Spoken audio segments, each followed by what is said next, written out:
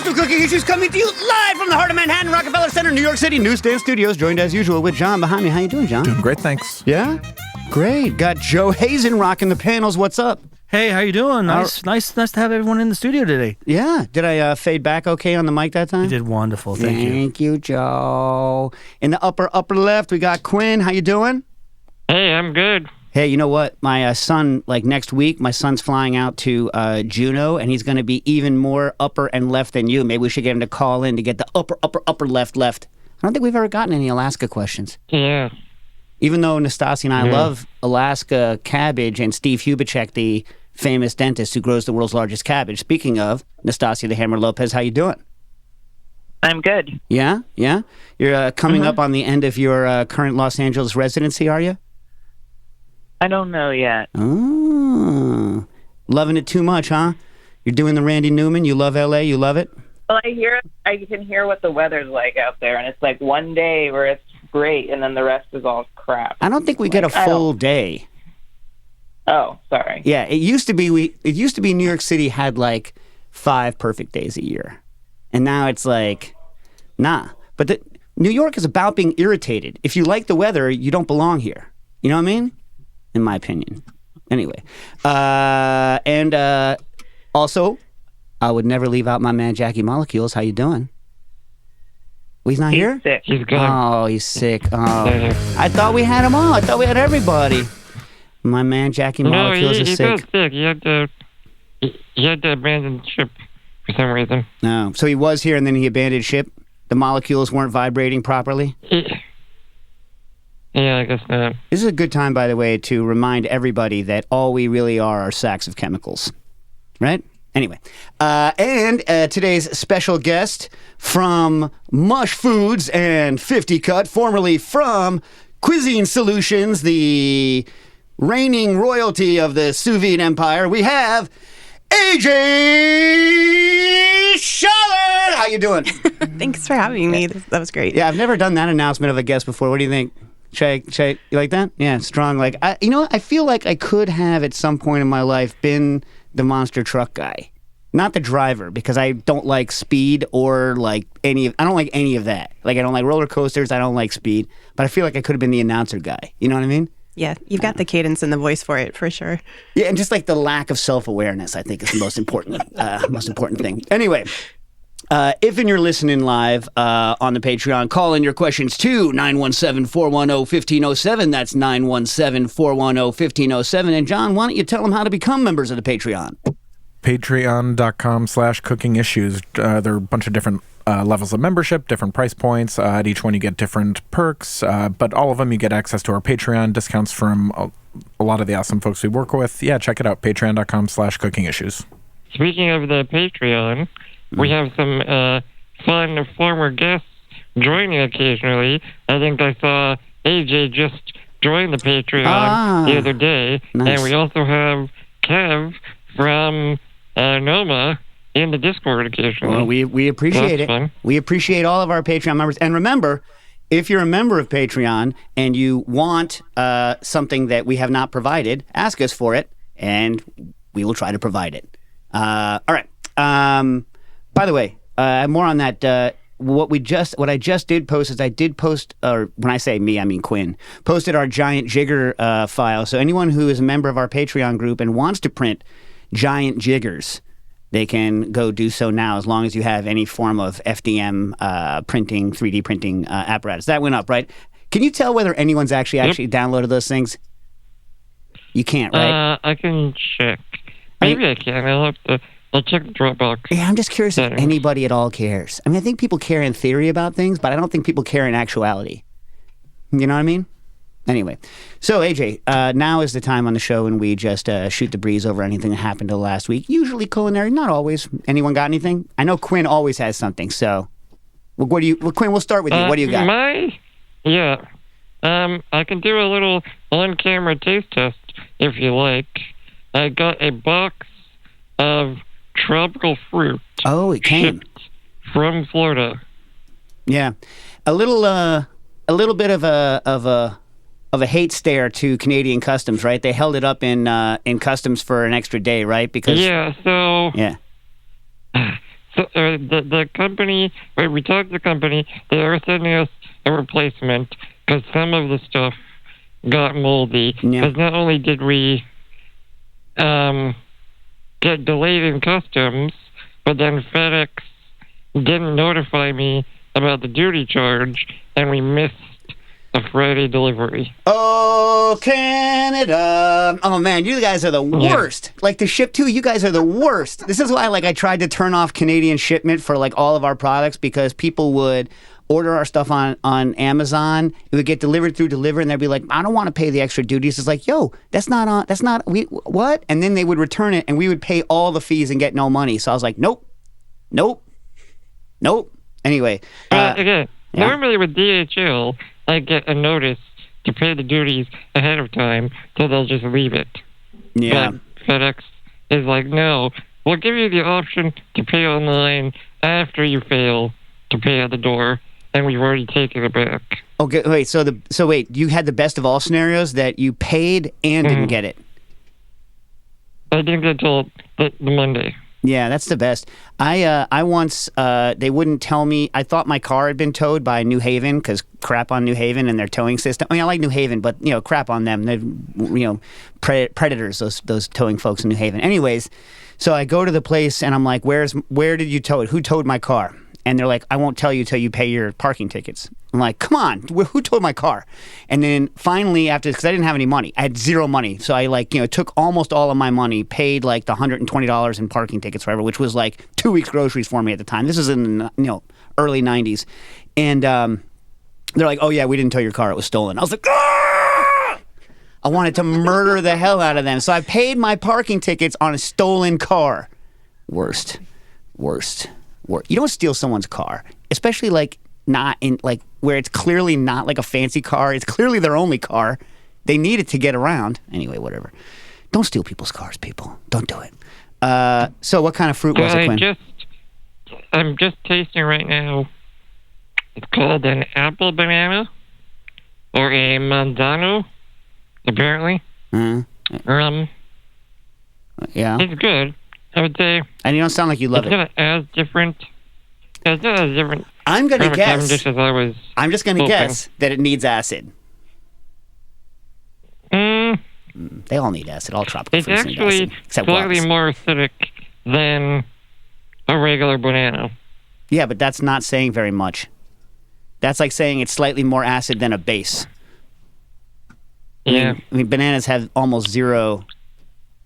I mean, banana is one of the rare, like, no acid fruits where you're like, yeah, I like that. You know what I mean?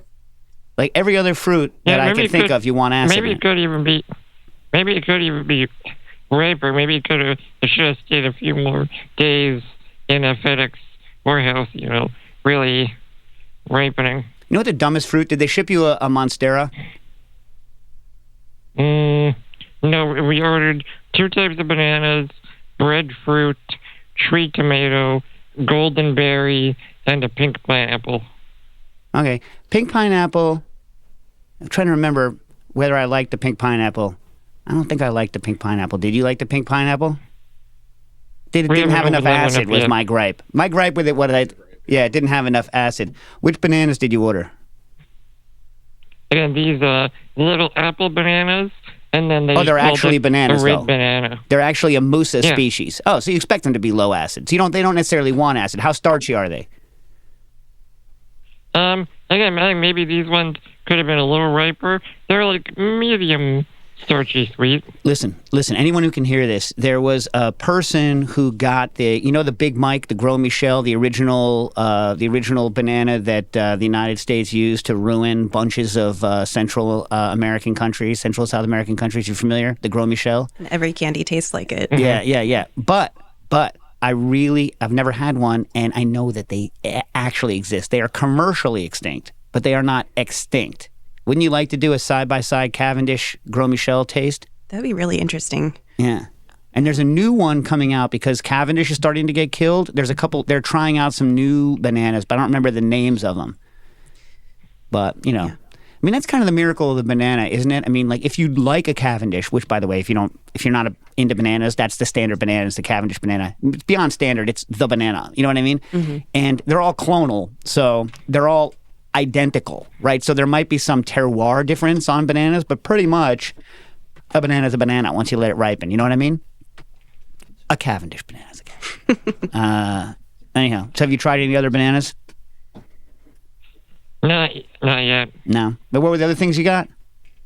Oh, the reason I hate Monsteras, by the way, isn't that they taste bad. It's just anything that like ripens 3 little pips at a time and you have to keep on your counter and it ripens from one end to the other and it's just a nightmare. You guys ever have it? The Monstera Deliciosa? It's like a little weird looking like thing and it ripens unidirectionally on your counter and you don't get to eat the whole fruit at once. Nightmare. Nightmare. No, I haven't seen that. Anyways, what were the other things you said? I forgot already. Tree tomato. Oh, yeah, I don't like those. Golden berries. Did you like it? The tree tomato? My dad tried that yesterday. Yeah, we just processed the box and got rid of what was moldy. Yeah, I'm not going to say I don't like it. It's too strong. I tasted it and I was like, why do I want this? That was my reaction. Was that also your dad's reaction? He liked them. He thought they tasted like a cross between a tomato and a persimmon. I like tomatoes. I like the word tomate de arbol. That's good. You know what I mean? Anyway, and what was the other one? Was there one that I'm missing that you said that I cut you off? You said? Golden berries, but I think we had to throw those out. I don't know what a golden berry they is. They got a little moldy. Is that one of those Peruvian things? I think it's related. It must be related to like tomatillo and gooseberry. It's got the little little sheath on it. Oh, okay, yeah. So it's like a nuchuva or something. I like those. Can be bleachy, but I like them. I like tasting fruit. I don't know if you know this, AJ. I like tasting fruit. That's cool. You know why? Fruit delicious. Built for us to like it. You know what I mean? Absolutely. Yeah. Although, for those of you that... so when Mads was on, did I talk about this a couple weeks ago? So Mads Wrestling was on, and he was talking about, because he loves spruce tips, because he's, Nordic, right? And so, like, I'm walking around my neighborhood, and, taxodium, is deadly poisonous, but it sends out these beautiful green shoots in the springtime, and they look very much like the edible kind of pine and, like, spruce shoots. And I'm like, I wonder...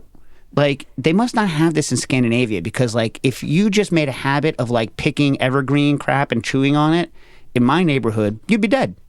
You know what I mean? Like, it'd be real bad. You know what I mean? But, like, maybe they don't have that. I mean, like, because when I looked at it with, does it look appetizing? I was like, yeah. If I like chewing on pine needles, which I do, this looks appetizing, and yet this will destroy me. You know what I mean? I have tasted the berries. Bad. In the I guess it's not technically a berry because they're not angiosperms, but it's got like a little fleshy red thing that looks like a cup with a seed in it. The fleshy part won't kill you. Edible, not delicious. Seed, kill you if you crush it. I think you can eat it and poop it out. I think that's what birds do. But if they crush the seed, they die. Anyway. Maybe it doesn't grow where he is. Maybe it doesn't grow where he is. I mean, the British grow it, right? That's what they used to make good bows out of, but they were much bigger. For us, it's a shrub. I'm pretty sure it's the same plant. All right, who else got some cooking crap? What do you got, AJ, while we're waiting for John? Well, at home, we went to the Forsyth Farmers Market in Savannah this weekend. Ooh. So grilled up some nice asparagus. And it was purple asparagus, which is like interesting because I'll try the two, purple, white, green, and I don't really taste much of a difference except for the white, of course. We had this discussion just 2 weeks ago. Yeah, really? the purple, just a thing. It's not noticeably sweeter. Is it noticeably sweeter to you? It just tasted good. It was nice and in season, but... How'd the color go after you cooked it? Did it go greenish? Well, I peeled the ends a little bit because, French cooking.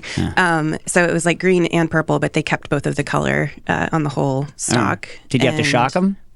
No, just grilled them. They were pretty tender. And made some chicken and potatoes. And then for work, I'm working on a mushroom gravy, which is pretty cool. So. Oh, yeah, that makes sense. Definitely. All right, we'll get into mushrooms in a minute. John, is your mic working yet? I've been doing some recipe testing for the new menu. Getting pretty close on some bitterballin, which is a stewed veal kind of a croquette, which is really good. Spiced with nutmeg and mace and a couple other warm spices. Nutmeg and mace, huh? Yeah. Isn't that gilding lily? You need nutmeg and mace? Yeah. But I don't know. That's what the recipe's called for. And Okay. trying to do that. When in the old school, they're like, I don't know if I could get this off of the nutmeg. I'm gonna grate the whole thing. Yeah, exactly. Is that what happened? Yeah. Uh-huh. Yeah, I don't know. What do you like better, nutmeg or mace? Nutmeg. Really? I think, yeah. Okay. Yeah. All right. So, what do you call them? Bitter ballin'? Bitter ballin', yeah. Like bitter, like bitter? Yep. Do you add something bitter to them? Nope. Why are they bitter balls then? I have no idea. I don't speak Dutch. Or Flemish, rather. Oh, wow, man. But yeah. So I need to... Well, I think bitterballen are technically more Dutch, like Netherlands, than Flemish. And what kind of sauce do you say they were again? So you reduce the braising liquid down after and fold it in with the meat, parsley, lemon juice, and a cup and the spices, and then deep fry that. And then you serve it with like a whole grain mustard. I think I'm going to do like a whole grain mustard aioli. Mm-hmm. So now, hold up. Yep. Straight veal, no pork? It's originally a Jewish dish in the area, so there's no pork. You're in my head. I've been thinking about adding pork. You know why? Because it's delicious. Yes. Yeah, And veal on its own is dry. Yep. Yeah. Yeah. What about beef if you want to keep it, you could put some beef fat up in that. That too. If you want to keep it, moderately kosher, although then there's no dairy in it then either, right? No dairy. No cream in the sauce, no nothing. Nope. All right. Nothing. I mean, just put some beef fat up in there. Yeah, no, that's true. Can play around. I do have some beef out right now. Yeah, although that'll change the color. That's the nice thing about pork, is that pork is going to keep it looking like it. Yeah, that's true. Yeah, we'll see. Decisions. Yeah. Was it dry when you tested it just veal? No, not really, because that kind of braising liquid that you reduce and fold into it, super gelatinous, and it just didn't break apart either. So it worked out. Do you breadcrumb the bejesus out of it on the inside? Yeah, double coating on the outside. Yeah. No, but not on the inside though. Oh no, Nothing with no fillers. no.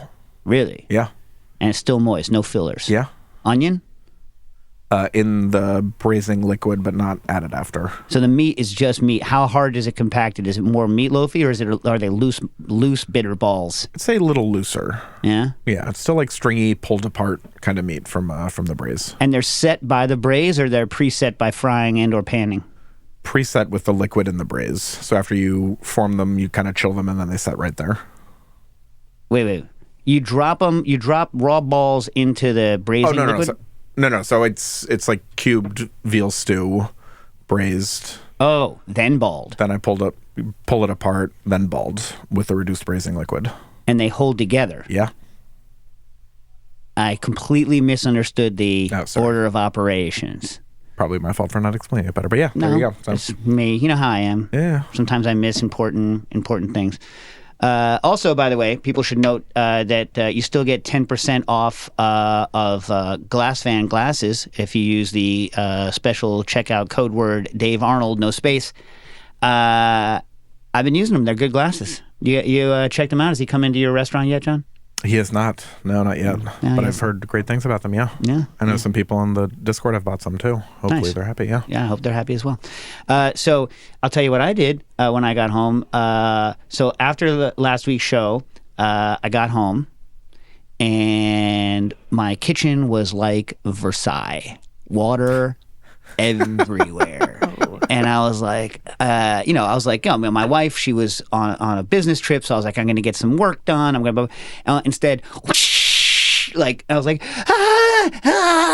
so I, like, my espresso machine sprung another leak again. So this is the problem with being in a house and having a plumbed espresso machine. My espresso machine is from the kind of early 80s, so it's like 40 years old, basically. And so the water was spraying everywhere. I kind of start ripping the panels off of it, and I see where I think the leak is. I try to tighten it down, and it doesn't stop. So I shut the water off, and then I just start taking everything apart. Once I take off this one thing where I thought the leak was, and it does need to be replaced, these tubes. Nothing is standard. I would have to solder it and stuff and get it's weird shaped, like sized, like, metric tubes. Nothing you can buy here in New York City on the street. Flare fittings, all bizarre. So I was like, oh man, I need coffee, like now. You know what I mean? And so then I took the entire machine apart to see kind of what I needed to get to. And then there was a bunch of fittings that looked like at any minute they could blow. So like on the side of the boiler where the main kind of water goes in, there's a brass fitting that goes into the boiler. And it was surrounded by like a big efflorescence. And what that means to me is that there was a pinhole leak in my boiler at one time. And the only thing sealing it is like a bunch of calcium that somehow boiled out and sealed itself shut. And so my feeling is that this 40-year-old machine needs a complete revamp, and I don't have the time to do it right now. Thankfully, for me, I have an old Rancilio Silvia that I had loaned to my brother-in-law when his machine broke, and it still exists. So now I am not plumbed, and I think I might not go back to ever plumbing my espresso machine in my house. I don't know. What do you think? You think it's a mistake to give up on the Pro espresso machine because of the heartache that it would cause my wife if she came home to Versailles? If my wife had come home to Versailles, it would have been a much worse. Would not have been happy. And the other thing that happens is 100% of the time, if anything is going to go wrong in the house, it goes wrong when I'm not there. You know what I mean? This is the only time anything's ever gone wrong when I'm actually there. And so then, like, you know, if Booker's home alone and there's water everywhere, he's going to call the cops. And I'm more like, why the cops? He's like, I don't know. Who am I going to call? I'm like, anybody but the cops. Like, anybody. You know what I mean? Like, meanwhile, I've got map gas. I've got torches everywhere. I've got all this stuff. I'm like, no one goes into my house. You do not let people into my house. You know what I mean? Unless they're my family or friends. So, I mean, can you imagine? No. Anyway, so yeah, I'm gonna go unplumbed. And here's another one. Let me marginally sad. See whether you think I made the right decision. I cooked a whole bunch of beans. I have a bean pot. I tell everyone should get a bean pot because bean pots are great. Get a bean pot. Make sure it holds a full pound. That's 454 grams for you metric people. Or half a kilo. Let's say, it holds that many beans plus the onions and whatever it's going to cook. Bean pots are great. But I cooked a whole bunch of beans and it just got left on the counter. I thought it got put away because usually they unbean pot it and put it in the fridge after family dinner, but it just got left out on the counter. So the next day I was like, can I heat it and eat it? Can I heat it and eat it? And I decided that it was not worth the risk. I'm getting cautious in my old age because there are heat stable enterotoxins. I even stuck a pH meter in it, 5. So like 5 and change. So I was like, not acidic enough. Not acidic enough. If I had hit 4 or 5, if I had enough acid in that it was down to like 4 or 5, and I had high hopes because there's plenty of tomato in it. You know what I mean? And I was like, I feel like this could work. But when it was over 5, I'm like, nah. Right? Even though I could have heated it for a long time, I mean, like, am I going to give my family the sprays? I mean, I'm not going to kill them, right? But am I going to put my family on spray for a pound of beans? Yeah, why risk it? Right? Yeah. I mean, what cost of item would it had to have been for you to be like, I'm going to go for it? Like, what would it had to have been for you to be like, I'm going to do this? Maybe if I had something really nice and imported, like a really good like Tarbay bean or something like that. But again, I think if it didn't have acid in it, then yeah. I mean, what about you, John? What would you risk your butt for? I don't know. Yeah. Yeah, tough. I don't know. Definitely no beans. I definitely wouldn't risk it for beans. It'd have to be. I don't know. Not even fancy beans, pintos. Yeah. Oh, jeez. I like pintos. That's my favorite. Yeah. That's my favorite cheap bean. I think to cook all arounder. If I had to pick one all around cheap bean, I think it would be pinto. I can see that. Or kidney, maybe. I don't like kidney. No, it's not my thing. I don't like kidney. Maybe because I've been making chili lately. But yeah, they're good, fine for that. But you could use other beans for chili. That's true. I mean, why is kidney traditional for chili? Because people beat the hell out of chili. Could be. First of all, when you say chili bean, well. I like to call it chili beans to distinguish it from chili, which is, of course, a meat-only proposition. Yeah. But not for your company. Right. Well, I mean, we do like all different kinds of versions just to compare side by side. So let's get into it. Why don't we talk about your company, and then we'll get to some questions. So why don't you talk about... So your company that you're working with now used to be a Cuisine Solutions, and I'm surprised nobody, I guess we didn't tell them, but no one knew to ask any kind of Bruno Gousseau / all like both Brunos and Gerard. That's a great team, the Cuisine Solutions team. They are. And you were there for a number of years. 8 years. Yeah. That is quite a number. And you were there when they were doing you were doing freeze concentration before that got co-opted by bartenders and renamed something else. What do they call it now? They call it flavor swapping. Well, yeah, we called it cryoconcentration, which is definitely different from like gel freezing and other things that you can do to clarify and so on. Right, yeah, it's concentration. And we focused on using food waste, so peelings and trimmings, cooking sous vide first. There's a sous vide element in it. And then cryoconcentrating, so using centrifugal force or something like that when it was in an ice crystal state. Came up with some really interesting things. It would increase functional properties. I think we're just scratching the surface on it. Yeah. So, removing water is something people want to do. Removing water without adding heat, definitely something people like doing. And it's relatively not, it's not that, yes, you can do it. But, now the bartenders are doing it. What they're doing is they're basically applejacking things and then getting rid of a lot of the water, jacking the proof and then replacing it with a different liquid. Yeah. They call it swapping, I think. There's a term that everyone uses that I think they call it like liquid swapping or flavor swap, boost swap. I don't know what they call it. They call it something. Yeah, I mean, really all we did was make a really flavorful broth, but of course without vapor because of the sous vide element. And the ice crystals, there's like kind of two schools of thought. You could either have really big crystals or small crystals. And to me, that depended on like the pectin level. So if you had a lot of pectin in the liquid that was being extracted, then smaller was better and easier to force out. But I think it's interesting because you can get a lot of flavor from things that you wouldn't necessarily eat, like artichoke leaves and mushroom stems and peelings, like stuff that really shouldn't go to waste. So if you have sous vide equipment in your professional kitchen, you can definitely do cryoconcentration, which is neat. And an easiest way to do it is to basically let it strain overnight. And you don't like the big quiescent, like the big quiescently frozen crystals, the one like the big crystals that you get when you like let things freeze really slowly. So that bigger crystals are good for something like maybe mushroom because there's a lot less volume, viscosity in the liquid.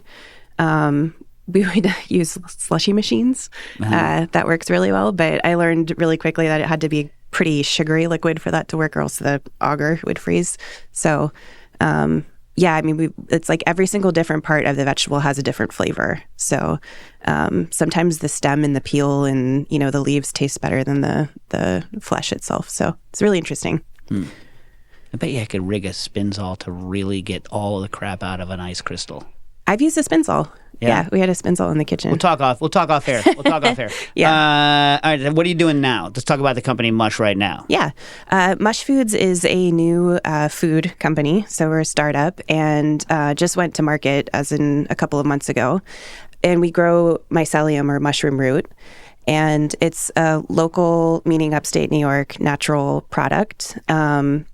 All of the mushroom strains that we grow from are wild, or, you would find them, growing on a log in the forest. So things like oyster, trumpet, shiitake, lion's mane. But we do it in a way where it mimics underground. So what we have is this like big puffy balloon, which you saw.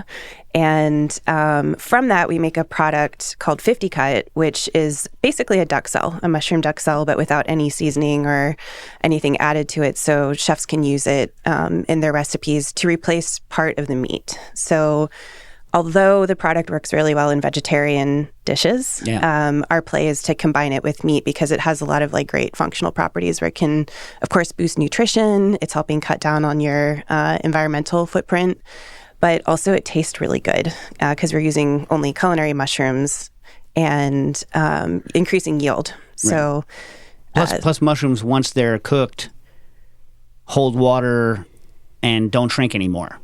You know what I mean? Like they've already done their shrinking, and they hold liquid like a mother, right? Yeah. But also, there's an increased fiber in the mycelium, and over regular mushrooms, you mean? Yes, and we use like saprophytic mushrooms, so the oysters and the trumpets and stuff.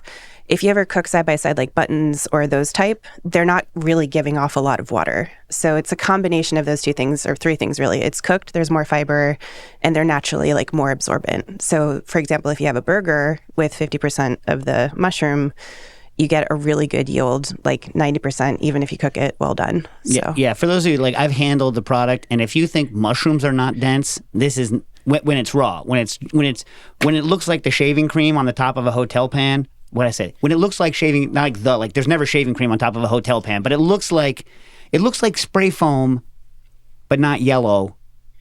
Like it rose out of the hotel pan, and you just went shoomp.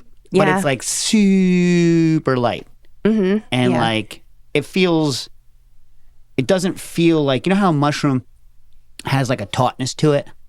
It doesn't have that tautness. Yeah. It like feels like you could push on it. Not like cotton candy soft, but like it's different. It's different because the mushroom, the fungus isn't like, I'm making a fruiting body now. It's just like doing whatever, right? I mean, but it does have orientation. Yeah, so there's like 3 types of mycelium growth strains. So there's some that are like really like taut rope that grow, some of them that are sort of more wavy, and then there's like the aerial ones, which is what we have. And this all started with a culture that we began working on, meaning the scientists on our team began working on a couple of years ago. So it's want to like puff up, like even in the petri dish of the culture that we have. So it is in the substrate, but it's growing above like a cloud, and it's really easy to just kind of lift off. And there's a lot of other cool things about the growing process, like, you know, it only takes 8 to 10 days versus, you know, most domestic mushrooms are a couple weeks. And no light because it's not growing the above ground stuff. No hydroponics needed.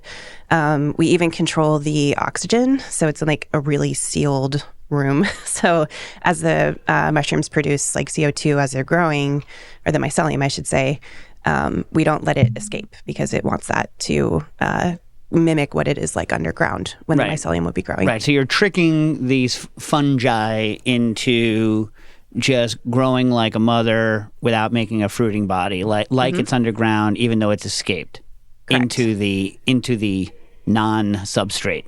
Yeah, exactly. All right. And Nastassia, you know, I'm surprised that you never. I would have guessed, if I had to guess, I would have guessed that you would have gotten into mushrooms, but no, huh?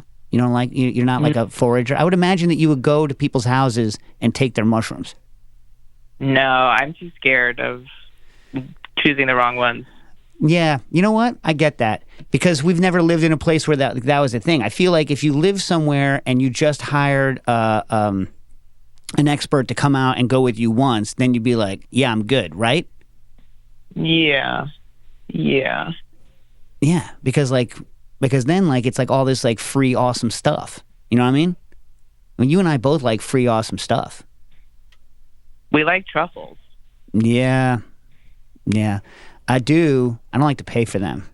Remember you were like, Nastassia, I'm pretty sure it was you, was hanging out with a truffle expert, and she was drunk. And like a giant, not Nastassia, the truffle expert, and a giant truffle. Was this you, Nastassia? And she looks at you and goes, that's frozen. That's previously frozen. And then just went back to her champagne. Was that you? I don't think so. We were at an auction. I'm pretty sure we were at an auction, and they brought out one of these giant truffles, white truffles that they found, and they were going to sell it for $1 bajillion. And this expert, wasted, was just like, just looking at it, that thing was frozen. Don't buy it. I'm like, I'm not going to buy it anyway. When you and McGee were in Portland? No, it wasn't that. It was an Italian truffle, huge. And you know, everyone was making a big deal out of it, and she was just like, I wouldn't poop on that truffle. You know what I mean? Like, I was like, man. Yeah, I guess you tell by the color, maybe it gets like darker. Well, I mean, she's an expert. You know, like there's a lot of things that like I can look at and just know. You know what I mean? And that's the way she was with truffles. You know. She was like, you know, all you idiots can get scammed by this. Fools, tools, idiots. You know what I mean? I was like, man, have some more champagne. Tell me more. You know what I mean? Anyway, so Kevin Stoudemire writes in and says, looking forward to this episode as I just started growing some oyster mushrooms and lion's mane mushrooms myself. It looks like your mycelium is just pure mycelium without spawn or other typical substrate that is used by others. Is that right? Can you share more about the process if so? Sure. So if you call spawn culture, it's kind of the same thing like when you inoculate the substrate. So it's sort of similar in the sense that our spawn is a proprietary culture that we developed, which actually has higher dietary fiber, including beta glucan, which is really good for you. So it took some time, like doing different cloning and techniques to get the culture of the spawn. It does go into a substrate, which is upcycled material, soybean shells and oats and things like this. And the difference is how it grows. So a lot of these home kits, you've got a bag or maybe like something with mesh and it's growing out from the sides. So you need a lot more height and you need like more surface area to grow them, where ours are, like I mentioned, aerial. So they're just going straight up. And there is, mycelium in the substrate that's growing on top as well. So it's similar in the sense that, yes, we do start with the spawn in a substrate, but the meat is just the mycelium. So when you shave it off, does it just grow again? Like, how often can you shave one batch before you have to dump the substrate and start it fresh? So we do one at a time, but it doesn't take long. It only takes 8 days to grow, and the inoculation and fermentation is about 2 weeks leading up to that growth period. So we just always have a cycle going. And then when the substrate is, once it's removed, that goes to animal fodder or feed. So it's like a fully sustainable cycle. Right, but it's not like grass. You can't cut it like 3 times. No, we do it one at a time. That'd be cool if it was like a Fuzzy Pumper Barber Beauty Shop and it would just like come up and be like, shoom, shoom, shoom. Yeah. You know what I mean? Yeah, well, it's interesting too because, it grows about 3-4 inches. And you can fit more in the growing rooms because it doesn't take a lot of surface area. It doesn't go out. It just goes up. How deep is the substrate? What size About pans 2 are you inches. using? Yes, you're using 2-inch hotel pans? Mm-hmm. And that's how you know. Because you're literally now growing them in hotel pans, right? Or gastronorms to the Euro weasels? Yeah. Gastronorm is a really dumb word, right? It's so stupid. Yeah. Gastronorm? Yeah. The Europeans, Yeah. But sure. Yeah, no, I mean, it's very similar to the type of mushroom growing that you do at home, except it's indoors. There's barely any air. There's no light. And you can definitely use less land. And it takes 8 days. So it's exactly the same, but entirely different. In some ways, yeah. And I don't know if I'm allowed to say this, but like I heard that you are like growing all sorts of things for when they become legal. Like you guys know how to do psilocybin already. That sounds like maybe Shalom shared that with you. That's our founder. Yeah. But, I think the possibilities are endless. We're just really scratching the surface right now. That's Nebraska's motto, or at least it used to be. Is it? Yeah. They changed it to something really dumb like hello or something really stupid. It used to be possibilities endless, which is like the best thing ever because Angela Garbutz from Goldenrod, who's like, one of our friends, she's from Nebraska and her dad reps Nebraska beef. And so we used to walk around and be like, possibilities endless. You know what I mean? And then like they changed it. Why would you change possibilities endless? Yeah. Well, I mean, if you think about it, like out of, the 1.5 million types of fungus, like only 20,000 of them you can grow mushrooms from. But those are the same ones and then you knock it down to the ones that can grow on wood, and that's what we're working with, but that includes psilocybin. So right, same. So you don't specifically. They can't do ascomyces. Like they can't. I guess some of them. They can't do like truffles though. They can't do entirely underground magillas. Right. Yeah. I mean, those are the mycorrhizal mushrooms, but it's the same as like chanterelle and morels and truffle. If it is meant to grow with tree roots, meaning it's like this harmonious balance between the two. They need each other to survive. Like the mushroom takes sugar from the roots, and the tree gets the food from the mushroom. That hasn't quite been figured out for like farming cultivation yet. So we're working on it, but maybe one day. Crack that. Imagine. Imagine if you cracked that. Yeah, that would be. I think you can make money because this stuff does taste like the mushroom, which is kind of shocking. So, like, which ones are you doing now? You're doing oyster and what else? Mostly oyster and trumpet right now. We are going to be introducing a line of duck cell or a 50 cut that you can combine with white meat, chicken, or fish, or what have you, and that has a little bit more lion's mane in it and a little bit more oyster. So it kind of depends on what type of meat we're creating the blend for. So you can grow one strain at a time, but then in the manufacturing process, when we roast it and chop it, we're combining them together to complement or even mimic the flavor of the meat that we're mixing it with. Right now you're focused on chefs and institutions, not on regular human beings, and you are totally focused on this kind of, because it is not exactly thank by the way for letting me try, but it's not like cooking a regular mushroom, right? So it's not like something you could just hand a chef and be like, yo, cook it like a mushroom, right? So because it cuts differently. Yeah. And you pre-dehydrate a little bit before you cook it, right? Didn't you say, or something like that? Yeah, it's more roasting than pre-dehydrating. So we roast it in a continual motion. So the cut sides of the mushroom are all the same roasted intensity, but there's still a little bit of water on the inside, but we roast it exactly to the point where it's the same moisture content level as ground beef.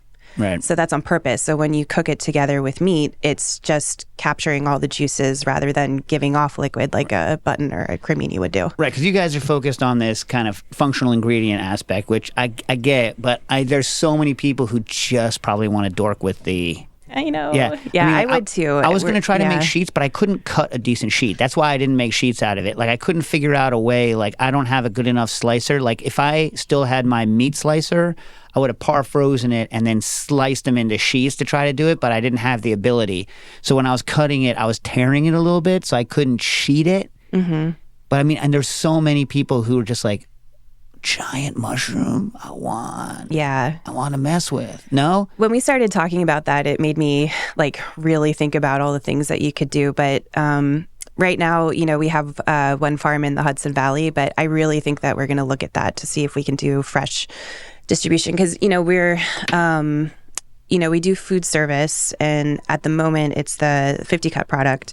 But you're right. I mean, there's so many things you could do with it. And I think if it was larger pieces too, it would really could have more potential for meat replacement, like whole muscle items, right. if you wanted. And I thought it was hilarious. Yeah. I was sitting at one of your events, and the person sitting next to me was a VC for vegan stuff, right?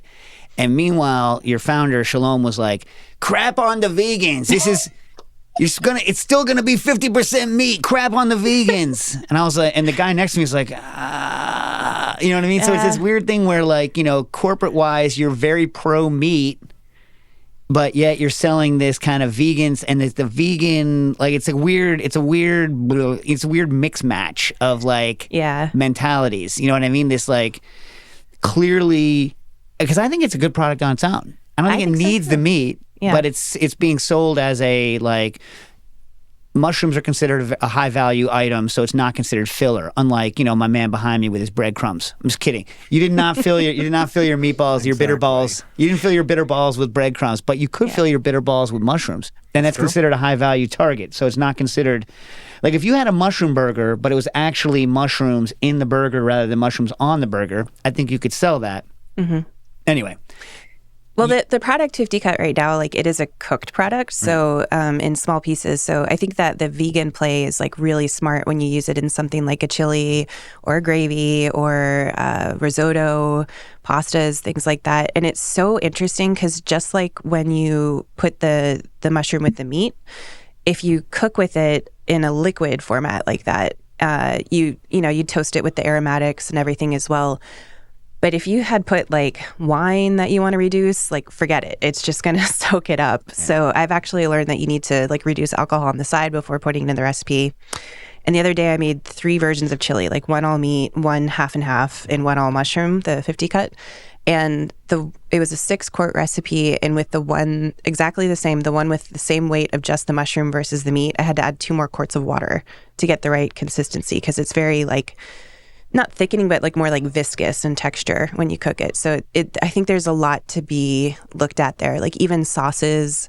I have a friend that made ketchup with it. They say that like old school ketchup, like mushroom ketchup. Yeah. You ever had a mushroom ketchup where you're like, oh yeah? I've never had one where I was like, I made one and I was like, nah, I'll let professionals do it. He said it was really good. I haven't tried samples. I need to get him to send it, but that was Lindera Farms. He makes vinegar, foraged ingredients, vinegars and stuff. Daniel, is there enough protein in a mushroom to glue it with transglutaminase? No, right? I haven't tried. Our 50 cut is 9 grams of protein per 100 grams, which is twice as much as a regular mushroom, but because of the root. But also TG has got so much casein in it that I'm sure it would just kind of turn into a You know what I mean? You could probably glue it be. together. You know what I mean? Because it's so porous, you could probably get it to clump. Yeah, I mean, I've done emulsification with it. Did hot dog testing with a friend the other how day, was it? but that was like half and half still. It How was was the really hot dog? good. Yeah? It was really good. It replaced about 30% of the weight of the meat. Uh-huh. And speaking of sausages, we have some here. Oh, if you yeah, wanna cool. try. Let's say, so you know who likes yeah. sausages? My man, John. So, And hot dogs. Yeah, is it a that's good true. time? Yeah. Okay.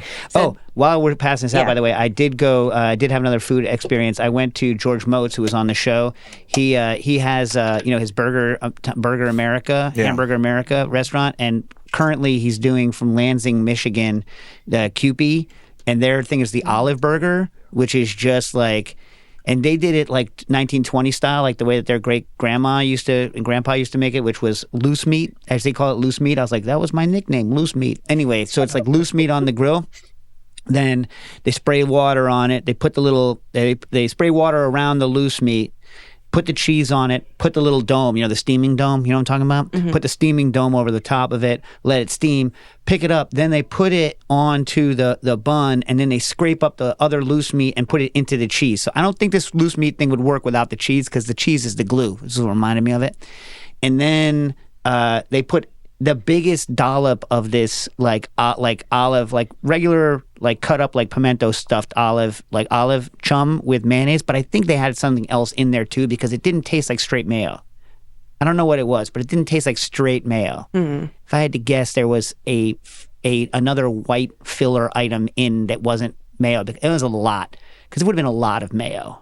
A lot. Some sort of cheese, like a white creamy cheese, maybe. No, Sour cream? No. If I had to guess, because it's really thick, if you made me guess, even though I don't think they do this at all, I would say that they put some bechamel in it.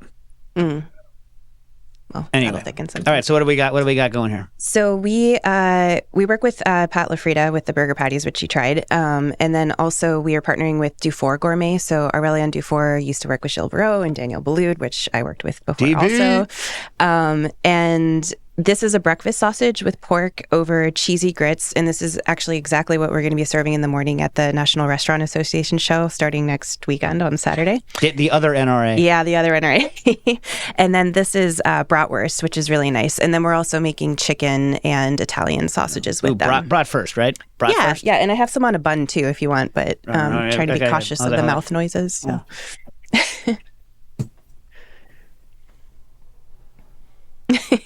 So yeah, we're gonna. If anybody wants a visit to the booth, we'll be at 1788 at the food show in Startup Alley. Yeah, but definitely say you heard about them here. So this is 50%. This What? is more like 40% by weight of the dark meat 50 cut. And Aurelian uses a beautiful pork he's got from Quebec, the milk-fed pork. And there's just herbs and regular bratwurst seasoning inside. So, All right, John, you haven't had stuff before. What do you think? I like it. I probably wouldn't know that this was in there if I wasn't told about it. and forgive me, I cooked this like maybe 45 minutes ago before I boogied over here. So, yeah, this is the cheesy grits that has some of the 50 cut in it. It gets like you could add it to a lot of things that are already liquidy based. And the breakfast sausage is again the Quebec pork with a little bit of spiciness like red pepper flakes and whatnot, and also 40% of the mushroom by weight. And are people just using it for Wellingtons too and stuff like this? Yeah, that's a really great point. So we have worked on Wellingtons, and it works so well because you don't have to cook it out. You could just combine it with your aromatics. You It know, if doesn't you're liquid putting up on the thing, yeah. Exactly. And we worked with Aurelian. I think you might remember we did a pâté en croûte with him. And when it was cooking in the oven and we had the mushroom as an ingredient inside, we saw like zero vapor coming off from the chimneys of the dough. And it was interesting. And so he packed it like he usually does for retail in cryovac, and it stayed dry. Because a lot of times if you have a dough wrapped product and you're selling it after it's chilled and, reheated, you've got a lot of moisture build up. So with the Wellington, when the beef tenderloin is cooking, it's coming into the duck cell. But because of the moisture holding capacity of the 50 cut, it's holding it inside. So the dough stays like super crispy. You don't have that gummy gum. Yeah. You know what I'm talking about? Yeah, that's why a lot of people put like crepes around it to keep it from like getting into then the it's just a gummy dough. crepe. Yeah. I mean, there's So- something that's going to be gummy. But if Yeah. you put more of this product around, it's like the hey, is there an application for it as like an intermediate in a fried item? Yeah, I mean, I did arancini with it. Empanadas, I think it would work really well because, again, So that's rice, like in a dough. then mushroom, then bread, then fry.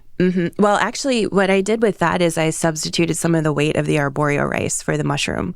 And because it thickens, I wasn't really worried about it getting to like the right consistency because usually the starch from the rice will do that. But yeah, it just made a really nice risotto and a little less rice just to play with it. But as a filling, combined with other things like a fried empanada or, rebus or something like this, it definitely would work well. Talk to me about a stuffed cabbage application. That would work really well as well. I think. Do you like stuffed cabbage?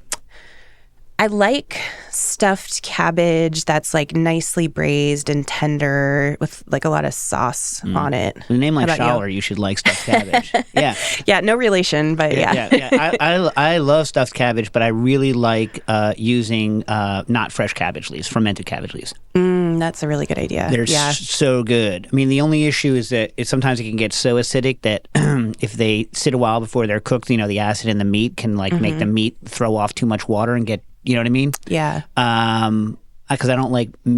Well, you know what? I've never made sauerbraten. Anyway, I don't usually cook meats in a very high acid environment. But anyway, so it's not been a problem with my stuffed cabbage. But yeah, I really love stuffed cabbage. But I'm wondering if you could use it as like an absorbent thing in place of meat entirely in a stuffed cabbage situation. I think you could if you had like more cabbage and maybe some dressing or something that might be a little bit gluey inside. Rice and all that. You like stuffed cabbage, right, John? Yeah, it's delicious. Yeah.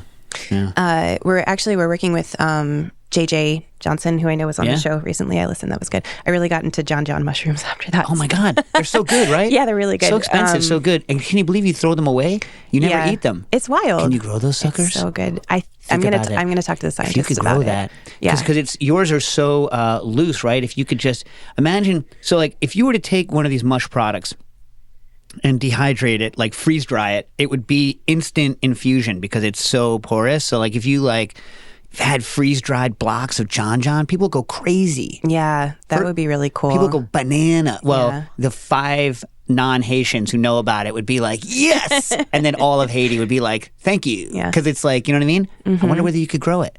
I'm gonna look into it for sure. I wonder whether it would then be edible and you wouldn't have to remove it. Because I think that it's just because they have the really stringy, right? Because Yeah. like, do you think that they themselves don't taste good if you eat them? Or is it just that their texture's no good? I think people are put off by the texture, but doesn't most of like the flavor and aromatic compounds come in the liquid? That's what I And, would like, guess. Right. Yeah. But it'd be So- nice to not have to take it out. Yeah. Like if you had it as freeze dried thing and then you powdered it, then you could just John stuff. You know what Yeah, I mean? that's Without true. using the cube, you could just be like, and John. Yeah. But it's such a good flavor. It's really special. JJ's using the 50 cut, which is the oyster trumpet based in a jerk turkey meatball at Field Trip. So this rice bowl edition. Downstairs? All the locations. Yeah. So you could go right down. If you were fish bowling us right now, you could go downstairs and have some mush product at JJ's restaurant. How about that? There we go. All right, I think I have another one. So, if you've worked for a mushroom company, I hope you have an answer for this. But El Butts wrote in and said, lighthearted question, what's your favorite mushroom-related pun? I think mushroom-related humor, you ready for it? Exceptional. Get it? Seps? Got Seps? it. Get Yeah. it? Seps? Yeah. All right, you got any? You got any mushroom puns? You got I to mean, get on the mushroom I pun probably game. use this too often, but there's a fungus among us. Oh, yeah, I think our yeah. group chat with the company, they're probably rolling their eyes all the time when I say that. Yeah. But what about you? I don't know. I don't do puns. I just start cursing. I don't pun. You know what I mean? Like, yeah. Nastasia, I don't do a lot of puns, right? I don't think No, you're not a very pun guy. not a very pun. John, you're not a punster. No, I'm not. Quinn, you're not a punny man, are you? Dave, you missed Nastasia's pun. Oh yeah, I did. What was it? She said you're not a No, fun no. guy. No. yeah. I wasn't trying, Quinn. Really, I wasn't. Yeah. Well, so I guess Quinn is the punster among us. But like, Yeah, no, I never even used the fungus and mungus stuff because my grandpa, my grandpa dead.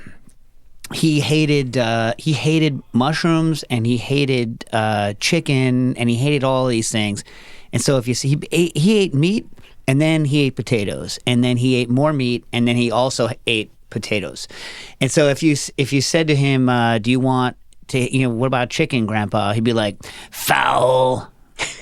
And if you said to him, what about, you want some of this lamb? Mutton. So like if we had lamb, we'd have to make him like beef or pork chop because those are the only two things he would eat. You know what I mean? Sliced impossibly thin because he was also cheap. So cheap. He used to pride himself on how thin he could slice my grandma's microwaved beef roast, which was a nightmare. The worst food you've ever put in your mouth. And if you said, hey, what about mushrooms, Grandpa? I'd be like, fungus, like that. And so, like, he always had these one-word responses, Then, like, if you asked him how he was, he'd be like, vertical, i.e. not dead. And that was his one response. And then if you would say, how are you doing? And he would say, soberly, even though he wasn't. You know what I mean? He wasn't, like, drunk, but he also wasn't, inherently sober. You know what I'm saying? Had it keyed up, ready to go. And he's just, old school jerk. You know what I mean? Like old school straight up jerk. Depression era jerk. He grew up in the Depression, so he was a jerk. No, you know what I mean? Like that excuse. Anyway, that's not, plenty of people grew up in the Depression. Very nice. Anyway, so we got some regular technical questions. You want to rip through some regular, since you're a technical cook? Sure, I'll try. All right. Yeah. Hey, is there a resource or guideline for properly setting the crystal structure of beef tallow after rendering? I had some on the top of my beef stock I skimmed off, melted to remove water, and then cooled. Didn't I answer this question from Math Man? Here, so Math Man wants to take beef fat that Math Man has rendered and then use it in place of tallow, but you can't do that because it's actually a different fat. The fat that you're rendering off of meat isn't the same as the hard fat that you want to use to do tallow for crust. You want the kidney fat.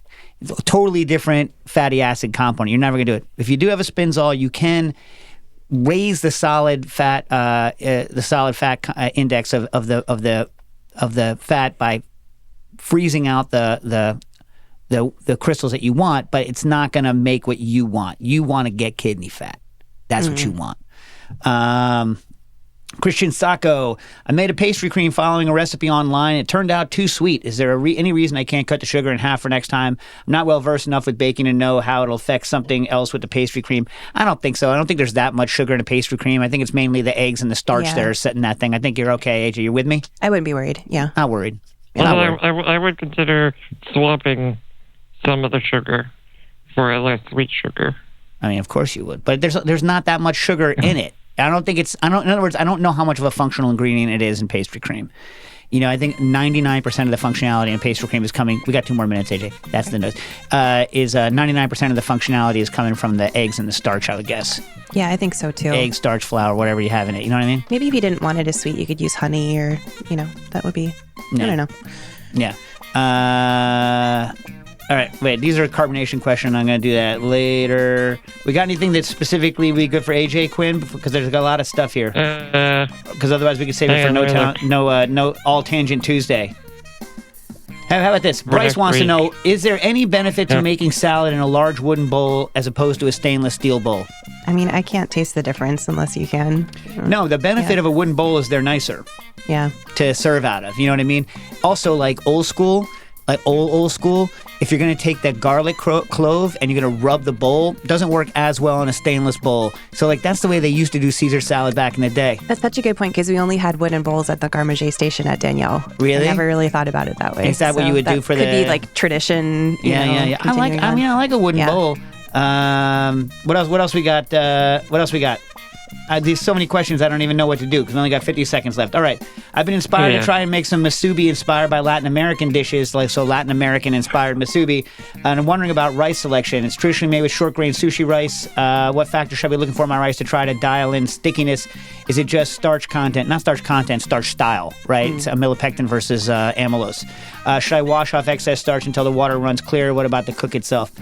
I don't know. But when Sola was on, she made me feel incredibly empowered to use sushi rice for risotto. So I'm going to say do whatever you like.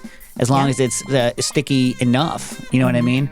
The main thing is musubi is also acidified, right? That's the one thing you want to not do. If you have rice sitting around for a long time, don't grow B. cereus in it, like Bacillus cereus. Like, make sure that you acidify it so that you're not going to poison any of your buddies. That's all it is, right? Just don't poison your buddies. Do you store it in the fridge or outside or freezer? Sometimes I freeze my rice. That might help with any concerns on that, just for storage. Huh. No, I've never tried it. I'll look into it. Anyway, we have to go. AJ, thanks for coming on. Come back anytime with more mushroom-based products, cooking issues. Thank you.